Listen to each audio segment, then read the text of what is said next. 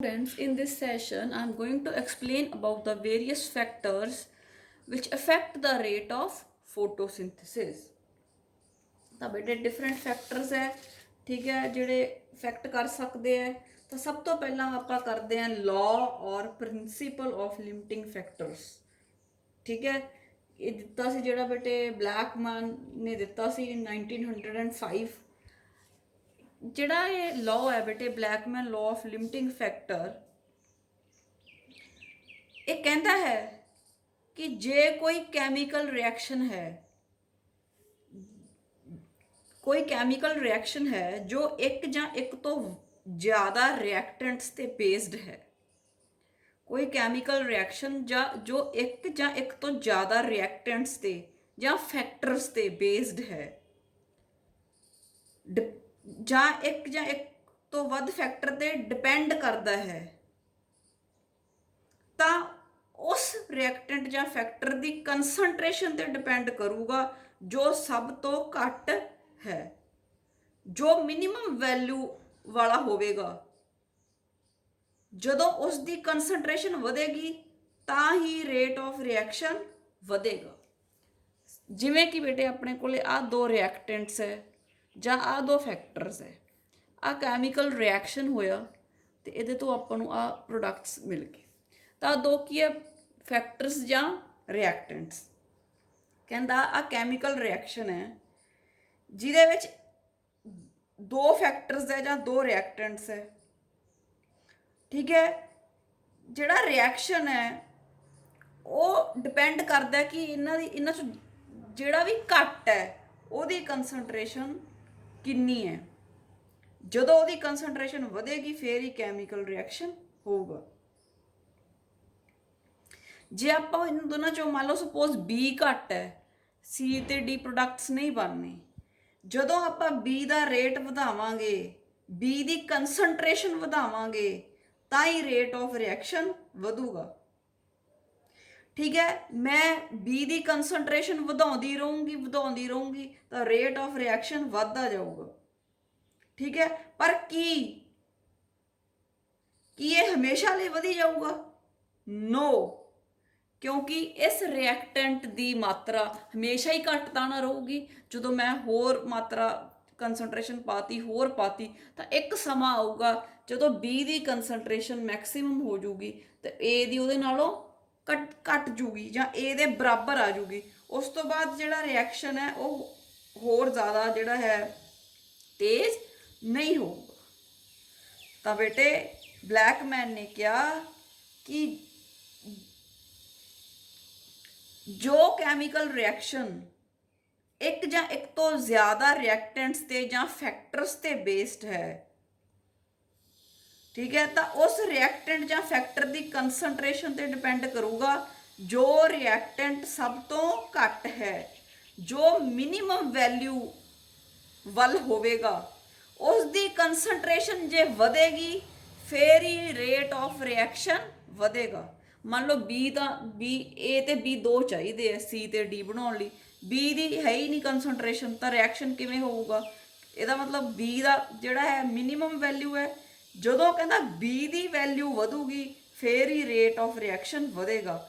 ਤੇ ਇਹ ਨਹੀਂ ਕਿ ਹਮੇਸ਼ਾ ਹੀ ਵੱਧਦਾ ਜਾਏਗਾ, ਇੱਕ ਸਮਾਂ ਆਊਗਾ ਜਦੋਂ B ਦੀ ਕੰਸੈਂਟ੍ਰੇਸ਼ਨ ਨੋਰਮਲ ਹੋ ਜੂਗੀ, ਉਸ ਤੋਂ ਬਾਅਦ ਰੇਟ ਆਫ ਰਿਐਕਸ਼ਨ ਨਹੀਂ ਵਧੇਗਾ।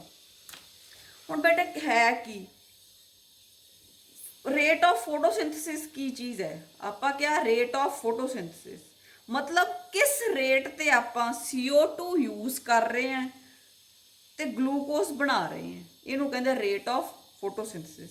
ਮੀਨਸ ਕਿਸੇ ਰੇਟ ਤੇ ਆਪਾਂ CO2 ਨੂੰ ਕਿੰਨਾ ਯੂਜ਼ ਕਰ ਰਹੇ ਹਾਂ, ਜਿੰਨੀ CO2 ਨੂੰ ਜ਼ਿਆਦਾ ਯੂਜ਼ ਕਰਾਂਗੇ ਉਨਾ ਹੀ C6H12O6 ਬਣੇਗਾ। ਤੇ ਇਹ ਰੇਟ ਹੈ ਜਿਹੜਾ ਬਹੁਤ ਜ਼ਰੂਰੀ ਹੈ, ਇਹ ਰੇਟ ਹੀ ਡਿਟਰਮਾਈਨ ਕਰੂਗਾ ਕਿ ਕਿੰਨਾ ਗਲੂਕੋਜ਼ ਬਣੇਗਾ ਅਤੇ ਇਸ ਗਲੂਕੋਜ਼ ਤੋਂ ਅੱਗੇ ਕਿੰਨੀ ਸਟਾਰਚ ਬਣੇਗੀ। ਠੀਕ ਹੈ, starch is a form of food, ਮਤਲਬ ਸਟਾਰਚ ਦੀ ਫਾਰਮ 'ਚ ਜਿਹੜਾ ਫੂਡ ਹੈ ਉਹ ਸਟੋਰ ਹੋਇਆ ਹੁੰਦਾ। ਹੁਣ ਬੇਟੇ ਤੁਸੀਂ ਜਿਵੇਂ ਮੰਨੋ ਕਿ ਮੈਂ ਕੇਕ ਬਣਾਉਣਾ, ਕੇਕ ਬਣਾਉਣ ਲਈ ਬੇਟੇ ਮੈਨੂੰ ਸਭ ਤੋਂ ਪਹਿਲਾਂ ਮੈਦਾ ਚਾਹੀਦਾ, ਫਲਾਰ ਚਾਹੀਦਾ, sugar, butter, baking powder, oven 'ਚ ਰੱਖਣ ਲਈ ਯੂਟੈਂਸਿਲਸ ਚਾਹੀਦੇ, ਤਾਂ ਮੈਨੂੰ ਇੰਨਾ ਕੁਛ ਚਾਹੀਦਾ। ਠੀਕ ਹੈ, ਸਭ ਤੋਂ ਘੱਟ ਮਾਤਰਾ 'ਚ ਬੇਟੇ ਮੈਨੂੰ ਬੇਕਿੰਗ ਪਾਊਡਰ ਚਾਹੀਦਾ, ਬਹੁਤ ਥੋੜਾ, ਅੱਧਾ ਚਮਚ ਚਾਹੀਦਾ। ਪਰ ਬੇਕਿੰਗ ਪਾਊਡਰ ਬਿਨਾਂ ਤੁਹਾਨੂੰ ਪਤਾ ਹੈ ਕਿ ਕੇਕ ਨਹੀਂ ਬਣ ਸਕਦਾ, ਉਹ ਫੁੱਲੂਗਾ ਨਹੀਂ। ਹੁਣ ਮੇਰੇ ਕੋਲ ਸਭ ਕੁਝ ਹੈ ਪਰ ਬੇਕਿੰਗ ਪਾਊਡਰ ਹੈ ਨਹੀਂ, ਤਾਂ ਕੀ ਕੇਕ ਬਣਾ ਸਕੂੰਗੀ ਮੈਂ? ਠੀਕ ਹੈ, ਮੇਰਾ ਕੇਕ ਬਣਾਉਣਾ ਲਿਮਿਟ ਹੋ ਜਾਵੇਗਾ ਇੱਕ ਫੈਕਟਰ ਦੀ ਕਮੀ ਕਾਰਨ। ਕੇਕ ਬਣਾਉਣ ਦਾ ਪਲਾਨ ਫਲॉप ਹੋ ਜਾਊਗਾ। ਠੀਕ ਹੈ, ਇੱਕ ਫੈਕਟਰ ਕਾਰਨ। ਜਿੰਨਾ ਚਿਰ ਮੇਰੇ ਕੋਲ ਬੇਕਿੰਗ ਪਾਊਡਰ ਨਹੀਂ ਆਉਂਦਾ ਉਹਨਾਂ ਚਿਰ ਮੈਂ ਕੇਕ ਨਹੀਂ ਬਣਾ ਸਕਦੀ। ਤਾਂ ਬੇਟੇ ਜਦੋਂ ਕਿਸੇ ਚੀਜ਼ ਨੂੰ ਬਹੁਤ ਸਾਰੀਆਂ ਚੀਜ਼ਾਂ ਅਫੈਕਟ ਕਰਨ, ਜਿਵੇਂ ਫੋਟੋਸਿੰਥਸਿਸ ਨੂੰ ਇਫੈਕਟ ਕਰਦਾ ਹੈ water, light, chlorophyll, carbon dioxide, ਇੱਕ ਵੀ ਇਹਨਾਂ ਚੋਂ ਚੀਜ਼ ਘਟ ਗਈ ਤਾਂ ਪੂਰਾ ਫੋਟੋਸਿੰਥਸਿਸ ਦਾ ਪ੍ਰੋਸੈਸ ਰੁਕ ਜਾਊਗਾ। ਉਹ ਫੈਕਟਰ ਜੋ ਸਭ ਤੋਂ ਘੱਟ ਮਾਤਰਾ ਵਿੱਚ ਹੈ ਉਹ ਪੂਰੇ ਪ੍ਰੋਸੈਸ ਨੂੰ ਚੇਂਜ ਕਰ ਦੂ, ਪੂਰੇ ਪ੍ਰੋਸੈਸ ਨੂੰ ਰੋਕ ਕੇ ਰੱਖੂ। ਜਿੰਨਾ ਚਿਰ ਉਸ ਦੀ ਮੰਨ ਲਓ ਐਟਮੋਸਫੀਅਰ 'ਚ ਜਿਹੜਾ ਹੈ ਕਾਰਬਨ ਡਾਈਆਕਸਾਈਡ ਘੱਟ ਹੈ, ਤਾਂ ਜਿੰਨਾ ਚਿਰ ਕਾਰਬਨ ਡਾਈਆਕਸਾਈਡ ਦੀ ਮਾਤਰਾ ਨਹੀਂ ਵੱਧਦੀ ਉਹਨਾਂ ਚਿਰ ਫੋਟੋਸਿੰਥਸਿਸ ਨਹੀਂ ਹੁੰਦਾ। So this is Blackman's law of limiting factors. ਉਸ ਤੋਂ ਬਾਅਦ ਬੇਟੇ ਆਪਣੇ ਕੋਲ ਦੋ ਤਰ੍ਹਾਂ ਦੇ ਫੈਕਟਰਸ ਹੁੰਦੇ ਆ, internal factors and external factors. these two types of factors affect the rate of photosynthesis।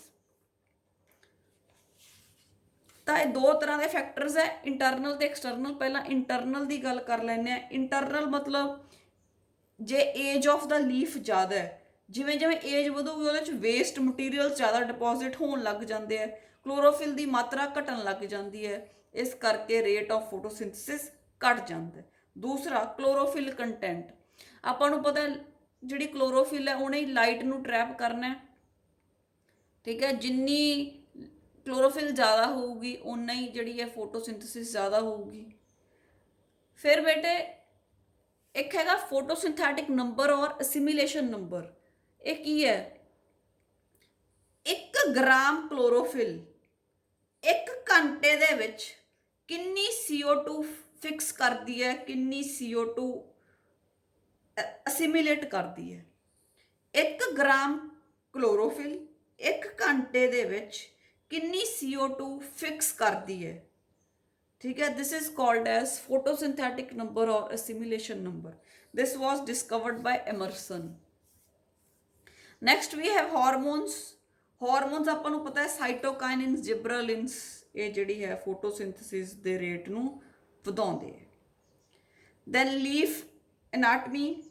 Leaf anatomy ਦੇ ਵਿੱਚ ਬੇਟੇ ਕ੍ਰਾਂਸ ਐਨਾਟਮੀ ਆਪਾਂ ਕਰ ਲਈ। ਕ੍ਰਾਂਸ ਐਨਾਟਮੀ ਹੋਊਗੀ ਤਾਂ ਫੋਟੋਸਿੰਥਸਿਸ ਜ਼ਿਆਦਾ ਹੋਊਗੀ। ठीक है, mesophyll cell, bundle sheath cells पे है। Rate of gaseous diffusion.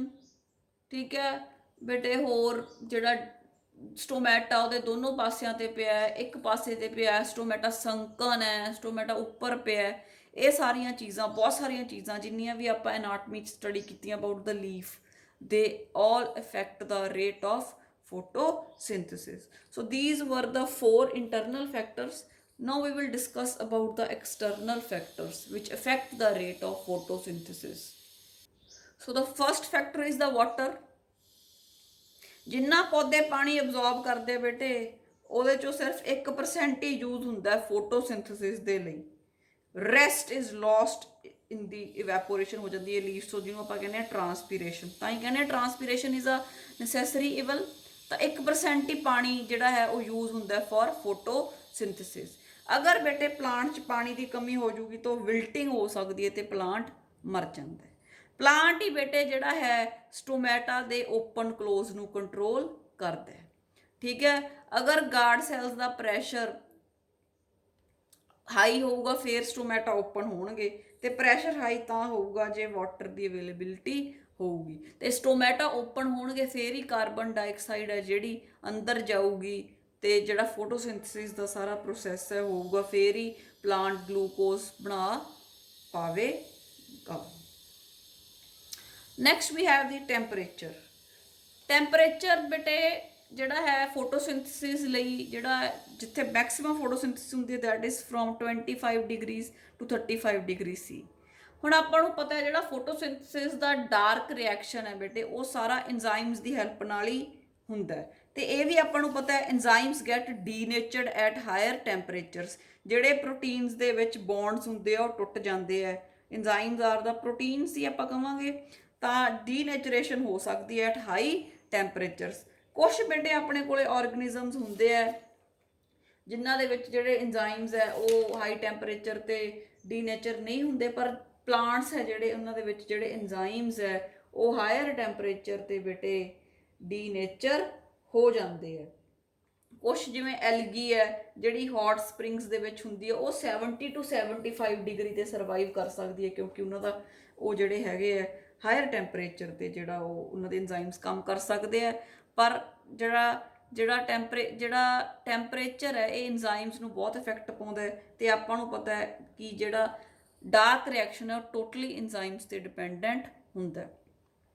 ਤਾਂ ਬੇਟੇ ਇਨੀਸ਼ੀਅਲੀ ਕੀ ਹੁੰਦਾ, ਜਿਵੇਂ ਜਿਵੇਂ ਆਪਾਂ ਜਿਹੜਾ ਟੈਂਪਰੇਚਰ ਹੈ ਉਹ ਥੋੜਾ ਜਿਹਾ ਵਧਾਉਣੇ ਆ ਤਾਂ ਰੇਟ ਆਫ ਫੋਟੋਸਿੰਥਸਿਸ ਵੱਧਦੀ ਹੈ, ਪਰ up to a certain limit. ਫਿਰ ਆਪਾਂ ਕਰ ਚੁੱਕੇ ਹਾਂ ਕਿ ਜਿਹੜੇ C3 ਪਲਾਂਟਸ ਆ ਉਹ ਜ਼ਿਆਦਾ ਹਾਈ ਟੈਂਪਰੇਚਰ ਤੇ ਸਰਵਾਈਵ ਨਹੀਂ ਕਰ ਸਕਦੇ, ਤਾਂ ਉਹ ਬੇਟੇ ਫੋਟੋਸਿੰਥਸਿਸ 20 to 25 ਡਿਗਰੀ ਉਹਨਾਂ ਨੂੰ ਆਪਟੀਮਮ ਹੈ। ਜਿਹੜੇ C4 ਪਲਾਂਟਸ ਹੈ ਬੇਟੇ ਉਹ ਥੋੜਾ ਜਿਹਾ ਹਾਈ ਟੈਂਪਰੇਚਰ ਬਰਦਾਸ਼ਤ ਕਰ ਸਕਦੇ ਆ ਬਿਕੋਜ਼ ਆਫ देयर ਅਡੈਪਟਿਵ ਫੀਚਰਸ। ਸੋ ਉਹ 30 to 45 ਡਿਗਰੀ ਦੇ ਆਪਟੀਮਮ ਟੈਂਪਰੇਚਰ ਤੇ ਮੈਕਸਿਮਮ ਫੋਟੋਸਿੰਥਸਿਸ ਕਰ ਸਕਦੇ ਆ। ਤੇ ਜਿਹੜੇ ਜਿਮਨੋਸਪਰਮਸ ਹੈ ਬੇਟੇ ਉਹ ਮਾਈਨਸ ਟੈਂਪਰੇਚਰਸ ਤੇ ਵਧੀਆ ਉਹਨਾਂ ਦੇ ਐਂਜ਼ਾਈਮਸ ਕੰਮ ਕਰਦੇ ਆ, ਕਿਉਂਕਿ ਉਹ ਉਸ ਤਰ੍ਹਾਂ ਦੇ ਇਲਾਕਿਆਂ ਦੇ ਵਿੱਚ ਰਹਿੰਦੇ ਆ। Right, so this is about the temperature. ਹੁਣ ਬੇਟੇ ਅਗਲਾ ਫੈਕਟਰ ਜਿਹੜਾ ਇੰਪੋਰਟੈਂਟ ਹੈ that is the carbon dioxide. Carbon dioxide ਦੀ ਆਪਾਂ ਨੂੰ ਪਤਾ ਹੈ ਐਟਮੋਸਫੀਅਰ ਦੇ ਵਿੱਚ ਕੰਸਨਟ੍ਰੇਸ਼ਨ ਹੈ 0.03, ਜਾਂ ਇਹਨੂੰ ਮੈਂ ਜੇ ਐਕੂਰੇਟਲੀ ਦੱਸਾਂ ਤਾਂ 0.036 ਜਿਹੜੀ ਹੈ ਇਹਦੀ ਕੰਸਨਟ੍ਰੇਸ਼ਨ ਹੈ। ਠੀਕ ਹੈ, ਤੇ ਜਿਹੜੇ ਲੈਂਡ ਪਲਾਂਟਸ ਹੈ ਬੇਟੇ ਉਹ ਐਟਮੋਸਫੀਅਰ ਚੋਂ ਹੀ ਲੈਂਦੇ ਆ ਜਿਹੜਾ ਹੈ CO2, ਤੇ ਜਿਹੜੇ ਐਕੁਐਟਿਕ ਪਲਾਂਟਸ ਹੈ ਉਹ ਬੇਟੇ ਡਿਜ਼ੋਲਵਡ ਫਾਰਮ ਦੇ ਵਿੱਚ ਜਿਹੜੀ ਪਾਣੀ ਦੇ ਵਿੱਚ ਘੁਲੀ ਹੋਈ ਜਿਹੜੀ ਆਪਣੀ CO2 ਹੁੰਦੀ ਹੈ ਉਹਨੂੰ ਯੂਜ਼ ਕਰਦੇ ਆ ਇਨ ਦੀ ਫਾਰਮ ਆਫ ਕਾਰਬੋਨੇਟਸ। ਤੇ ਬੇਟੇ ਅਗਰ ਕਾਰਬਨ ਡਾਈਆਕਸਾਈਡ ਦਾ ਰੇਟ 0.03 ਤੋਂ 0.05 ਤੱਕ ਵੱਧਦਾ ਹੈ ਤਾਂ ਰੇਟ ਆਫ ਫੋਟੋਸਿੰਥਸਿਸ ਵੱਧਦੀ ਹੈ, ਕਿਉਂਕਿ ਆਪਾਂ ਨੂੰ ਪਤਾ ਹੈ CO2 ਨੂੰ ਫਿਕਸ ਕਰਨਾ ਹੁੰਦਾ। ਪਰ ਅਗਰ 0.5 ਤੋਂ ਵੀ ਜ਼ਿਆਦਾ ਹੁੰਦੀ ਹੈ ਕਾਰਬਨ ਡਾਈਆਕਸਾਈਡ ਤਾਂ ਉਸ ਤੋਂ ਬਾਅਦ ਜਿਹੜਾ ਰੇਟ ਆਫ ਫੋਟੋਸਿੰਥਸਿਸ ਉਹ ਘਟਣਾ ਸ਼ੁਰੂ ਹੋ ਜਾਂਦਾ ਹੈ। ਤੇ ਸਪੋਜ਼ ਪਲਾਂਟ ਜਿਹੜਾ ਹੈ ਜ਼ਿਆਦਾ ਲੰਬੇ ਸਮੇਂ ਤੱਕ ਉਹਦੇ ਤੇ ਜ਼ਿਆਦਾ CO2 ਕੰਸਨਟ੍ਰੇਸ਼ਨ ਦਾ ਪ੍ਰਭਾਵ ਪੈਂਦਾ ਰਵੇ ਤਾਂ ਪਲਾਂਟ ਜਿਹੜਾ ਇਹ ਟੌਕਸਿਕ ਹੁੰਦਾ, ਪੌਦਾ ਮਰ ਸਕਦਾ। ਜਿਹੜੇ C3 ਪਲਾਂਟਸ ਹੁੰਦੇ ਆ ਬੇਟੇ ਤਾਂ ਉਹਨਾਂ ਦੇ ਵਿੱਚ ਬੇਟੇ ਜਿਵੇਂ ਮਤਲਬ ਕੀ ਹੁੰਦਾ ਕਿ ਜਿਵੇਂ ਜਿਵੇਂ ਆਪਾਂ ਫੋਟੋਸਿੰਥਸਿਸ ਦਾ ਰੇਟ ਵਧਾਵਾਂਗੇ ਤਾਂ ਜਿਵੇਂ ਜਿਵੇਂ ਆਪਾਂ ਕਾਰਬਨ ਡਾਈਆਕਸਾਈਡ ਦੀ ਮਾਤਰਾ ਵਧਾਵਾਂਗੇ ਰੇਟ ਆਫ ਫੋਟੋਸਿੰਥਸਿਸ ਵਧੂਗਾ, ਪਰ ਇੱਕ ਸਮੇਂ ਤੇ ਉਹ ਆ ਕੇ ਖੜ ਜੂਗਾ ਵਿਚ ਇਜ਼ ਕਾਲਡ ਐਜ਼ ਸੈਚੂਰੇਸ਼ਨ।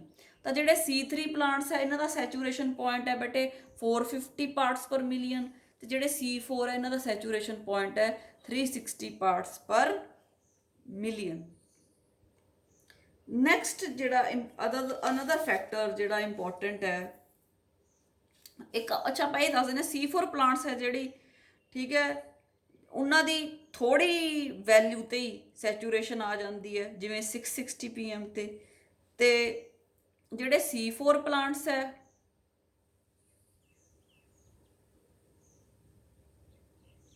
ਹਨਾ ਉਹਨਾਂ ਦੀ ਥੋੜੀ ਉਹਦੇ ਤੇ ਆ ਜਾਂਦੀ ਹੈ ਸੈਚੂਰੇਸ਼ਨ, ਕਿਉਂਕਿ ਬੇਟੇ ਉਹਨਾਂ ਦੇ ਵਿੱਚ ਅਲੱਗ-ਅਲੱਗ ਕੰਪਾਰਟਮੈਂਟਸ ਪਏ ਹੈ ਜਿਸ ਦੇ ਵਿੱਚ CO2 ਹੀ ਹੁੰਦੀ ਹੈ। ਤਾਂ ਦੈਟ ਇਜ਼ ਵਾਈ ਜਿਹੜੇ C4 ਪਲਾਂਟਸ ਹੈ ਉਹਨਾਂ ਦਾ ਸੈਚੂਰੇਸ਼ਨ ਪੁਆਇੰਟ ਘੱਟ ਹੈ, ਕਿਉਂਕਿ ਉਹਨਾਂ ਦੇ ਅੰਦਰ ਕੰਪਾਰਟਮੈਂਟਸ ਬਣੇ ਹੈ, ਉਹ ਕੰਪਾਰਟਮੈਂਟਸ ਦੇ ਵਿੱਚ ਸਿਰਫ CO2 ਹੀ ਪਈ ਹੈ ਇਸ ਕਰਕੇ। ਨਾਓ ਦੀ another important factor is the light ਦੀ ਬੇਟੇ ਡਿਊਰੇਸ਼ਨ ਜਿਹੜੀ ਹੈ ਉਹ ਜ਼ਿਆਦਾ ਇਫੈਕਟ ਨਹੀਂ ਪਾਉਂਦੀ ਕਿ ਲਾਈਟ ਕਿੰਨੇ ਸਮੇਂ 'ਚ ਜਿਹੜਾ ਹੈ ਜ਼ਿਆਦਾ ਇਫੈਕਟ ਨਹੀਂ ਕਰਦੀ। ਥੋੜਾ ਜਿਹਾ ਤਾਂ ਹੁੰਦਾ ਹੀ ਹੈ ਕਿ ਜਿੰਨੀ ਜ਼ਿਆਦਾ ਘੰਟਿਆਂ ਦੀ ਲਾਈਟ ਮਿਲੂਗੀ ਉਨੀ ਫੋਟੋਸਿੰਥੇਸਿਸ ਜ਼ਿਆਦਾ ਹੋਊਗੀ, ਪਰ ਉਸੇ ਹਿਸਾਬ ਨਾਲ ਜਿਹੜੇ ਪਲਾਂਟਸ ਹੈ ਬੇਟੇ ਉਹ ਅਡੈਪਟ ਕਰ ਲੈਂਦੇ ਆ। Then is the quality of light. ਜਿਹੜੀ ਲਾਈਟ ਹੈ ਵਿਜ਼ੀਬਲ ਲਾਈਟ ਹੈ, ਜਾਂ ਆਪਾਂ ਕਹਿੰਦੇ ਆ ਫੋਟੋਸਿੰਥੈਟਿਕਲੀ ਐਕਟਿਵ ਰੇਡੀਏਸ਼ਨਸ, ਜਾਂ ਆਪਾਂ ਉਹਨਾਂ ਨੂੰ ਕਹਿੰਦੇ ਆ ਪਾਰ, ਜਿਹੜੀ ਦੀ ਵੇਵਲੈਂਥ ਹੈ 400 to 700 ਨੈਨੋਮੀਟਰਸ। ਇਸ ਲਾਈਟ ਦੇ ਵਿੱਚ ਜਿਹੜੀ ਇਹਦੇ ਅੰਦਰ ਜਿਹੜੀ ਬਲੂ ਤੇ ਰੈੱਡ ਵੇਵਲੈਂਥਸ ਦੀਆਂ ਲਾਈਟ ਹੈ ਉਹਨਾਂ ਤੇ ਬੇਟੇ ਜਿਹੜੀ ਫੋਟੋਸਿੰਥੇਸਿਸ ਦਾ ਰੇਟ ਹੈ ਉਹ ਮੈਕਸਿਮਮ ਹੁੰਦਾ ਹੈ, ਤੇ ਮਿਨੀਮਮ ਫੋਟੋਸਿੰਥੇਸਿਸ ਹੁੰਦੀ ਹੈ green part of the spectrum ਦੇ ਵਿੱਚ। ਓਕੇ, ਨੈਕਸਟ ਇਜ਼ ਦੀ, ਠੀਕ ਹੈ, ਕੁਆਲਿਟੀ ਆਫ ਲਾਈਟ ਹੋ ਗਿਆ ਬਈ ਜਿਹੜੀ ਹੈ ਫੋਟੋਸਿੰਥੈਟਿਕਲੀ ਐਕਟਿਵ ਰੇਡੀਏਸ਼ਨਸ ਹੈ ਜਿਹੜੀਆਂ 400 to 700 ਨੈਨੋਮੀਟਰਸ, ਜਿਨ੍ਹਾਂ ਦੇ ਵਿੱਚ ਰੈੱਡ ਤੇ ਬਲੂ ਲਾਈਟ ਹੈ ਜਿਹੜੀ ਉਹਦੇ ਵਿੱਚ ਰੇਟ ਆਫ ਫੋਟੋਸਿੰਥੇਸਿਸ ਮੈਕਸਿਮਮ ਹੈ। Then we have the light intensity. ਬੇਟੇ ਜਿੰਨੀ ਲਾਈਟ ਪੌਦਿਆਂ ਤੇ ਪੈ ਰਹੀ ਹੈ ਉਹਦਾ ਸਿਰਫ 80% ਹੈ ਜਿਹੜਾ ਉਹ ਲੀਵਸ ਅਬਜ਼ੌਰਬ ਕਰ ਰਹੇ ਹੈ, ਰੈਸਟ ਇਜ਼ ਬੀਇੰਗ ਟਰਾਂਸਮਿਟਡ ਬੈਕ ਔਰ ਰਿਫਲੈਕਟਡ ਬੈਕ। ਪਲਾਂਟਸ ਆਪਾਂ ਨੂੰ ਪਤਾ ਦੋ ਤਰ੍ਹਾਂ ਦੇ ਹੈ, ਸਕਾਇਓਫਾਈਟਸ ਸ਼ੇਡ ਲਵਿੰਗ, ਹੈਲੀਓਫਾਈਟਸ ਜਿਹੜੇ ਸਨ ਦੇ ਵਿੱਚ ਗਰੋ ਕਰਦੇ ਹੈ, ਠੀਕ ਹੈ।